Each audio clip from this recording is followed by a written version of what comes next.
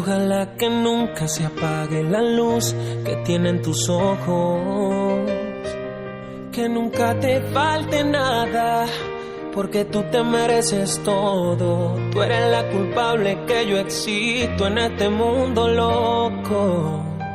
Es la única mujer que en esta vida. Bueno, aquí en la Amazonía, aquí estamos festejando hoy día, estamos festejando el Día de la Madre. Aquí en la frontera, aquí estamos en el pueblo Causacha colindando con el Perú y Ecuador. Estamos en el pueblo Causacha, ¿no? Este mes de mayo se celebra el Día de la Madre, de las madrecitas que día a día luchan en trabajar en las chacritas, igual los padres, ¿no? Ahorita estamos de preparar la comida a los varones, ¿no? Más que todos los padres, para servir a las madrecitas.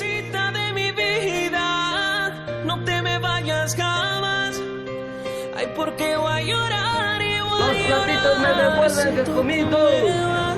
Cualquier evento que se realiza aquí en este pueblo siempre se le brinda primero a los niños, porque los niños son los primordiales de aquí del pueblo. Dentro de ti esos 9 meses.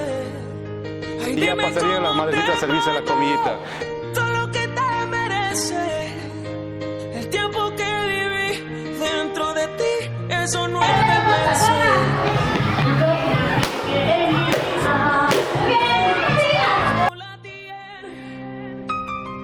Hay quien tiene a su madre en la casa, pero no la quieren como yo amo a la mía, con este amor profundo.